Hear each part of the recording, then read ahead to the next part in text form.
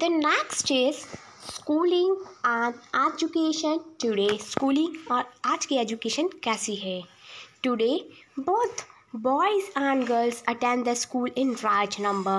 आज की अगर बात करें तो आज के टाइम पर बहुत सारे बॉयज़ और बहुत सारे गर्ल्स एक बहुत ही लार्ज नंबर में स्कूल जाते हैं.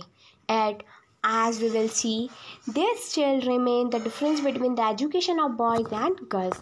लेकिन आज भी दोनों में एक डिफरेंस पैदा है.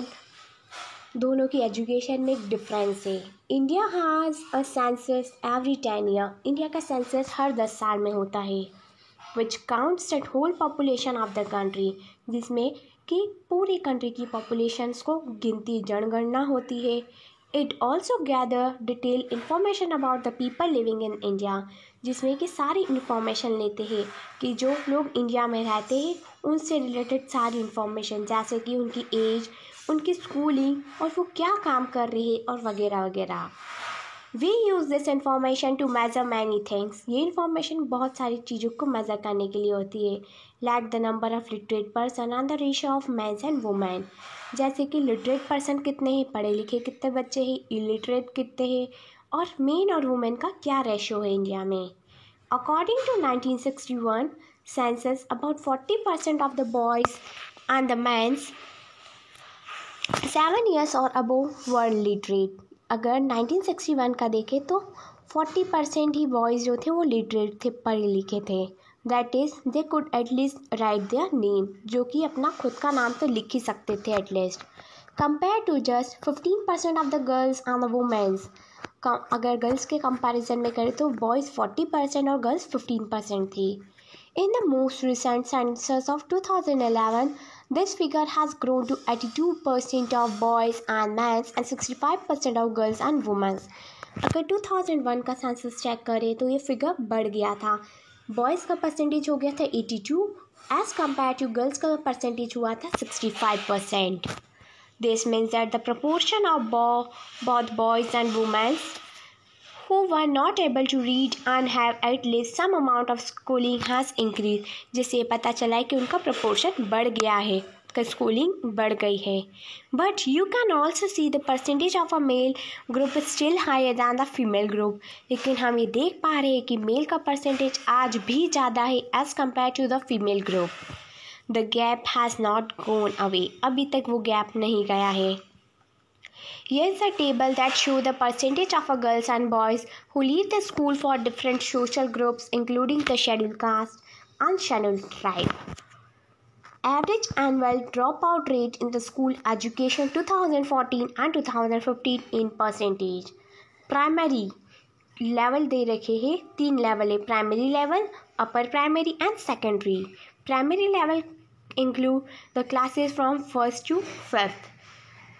सो बॉयज़ का परसेंटेज है 4.36 एंड गर्ल्स का है 3.88. तो टोटल परसेंटेज हुआ 4.13.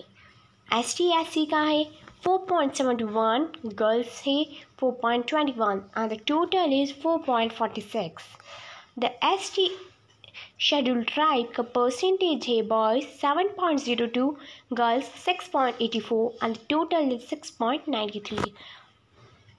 As upper primary, which include the classes from 6 to 8, and the secondary, which includes the classes 9 to 10. Here is a table which shows the percentage of girls and boys who leave the school from different social groups. So you can read this and understand this, and if you have any query, then comment in comment section. You have probably noticed that in the above table that SC and SC girls leave school at a rate that is higher than the category all girls. This means that girls who are from Dalit yani SC and the Adivasis ST backgrounds are less likely to remain in school. ये हमने notice किया इस table से कि जो ST SC की girls होती है वो स्कूल बहुत ज़्यादा परसेंटेज पर छोड़ती है as compared to the all girls. इसका मतलब ये है कि जो गर्ल्स दलित से बिलोंग करती यानी SC से बिलोंग करती और आदिवासी ST बैकग्राउंड से बिलोंग करती है उनका परसेंटेज कम है, कि वो स्कूल बहुत कम अटेंड करते हैं. The 2011 census also found that the Muslim girls are less likely than ST and RC girls to complete the primary school. While a Muslim girl is likely to stay in the school around 3 years, girls from other communities spend around 4 years in school. There are several reasons why children from Dalit, Adivasi and the Muslim communities leave the school. In many parts of the country, especially in the rural area and the poor area, there may not even the proper school nor the teacher who teaches on a regular basis. अगर हम India के बहुत सारे parts की बात करें जैसे कि रूरल एरिया, पुअर एरिया, तो वहाँ पर ना ही प्रॉपर स्कूल है और ना ही टीचर्स है जो कि उनको रेगुलर बेसिस पर पढ़ा सके. If a teacher is not close to people's home and there's no transport like bus or vans, parents may not be willing to send the girls to school.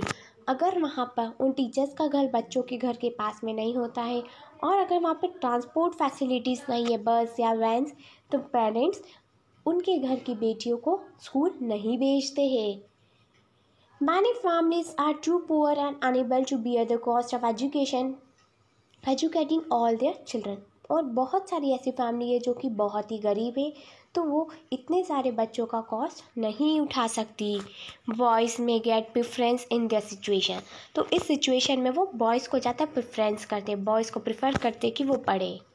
Many children also leave the school because they are discriminated against by the teacher and the classmate just like the Om Prakash Valmiki was. और बहुत सारे बच्चों ने तो school इसलिए भी छोड़ दिया क्योंकि उनको डिस्क्रिमिनेट किया जाता था, उनके साथ भेदभाव होता था, टीचर्स करते थे, क्लासमेट्स करते थे, जैसे कि ओम प्रकाश वाल्मीकि ने की स्टोरी में हुआ था. Here is the logo. Find out about the Beti Bachao Beti Padhao campaign launch in 2014. 2014 में एक कैंपेन लगा था, बेटी बचाओ बेटी पढ़ाओ. तो इस लोगों से रिलेटेड और इन्फॉर्मेशन पता करो और जल्दी से एक शॉर्ट नोट में लिखकर मुझे कमेंट सेक्शन में कमेंट करके बताओ. From the given table, convert the figure of primary class children who leave the school into a bar movement. 2% has already been converted to you in the bar diagram on the left. So यहाँ पर percentage दे रखा है number of boys and girls. So all boys है 4.36 and ST boys है 7.02%. सो बच्चों जल्दी से इस कैंपेन के बारे में पता लगाओ जो 2014 में लॉन्च हुआ था, बेटी बचाओ बेटी पढ़ाओ. आई होप मुझे लगता है कि आप लोगों को भी बेटी को पढ़ाना चाहिए. आप लोगों के व्यूज़ क्या है कि गर्ल्स को एजुकेशन मिलनी चाहिए कि बॉयज़ को ज़्यादा प्रेफरेंस मिलनी चाहिए.